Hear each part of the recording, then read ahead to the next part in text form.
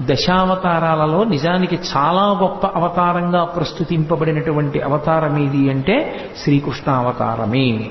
ఎందుచేత అంటే అవతారములన్నీ ఒకెత్తైతే అవతారములన్నిటిలోకి గొప్పదిగా ఏది స్తుతింపబడుతుంది అంటే పరిపూర్ణావతారమే ప్రస్తుతి చేయబడుతుంది.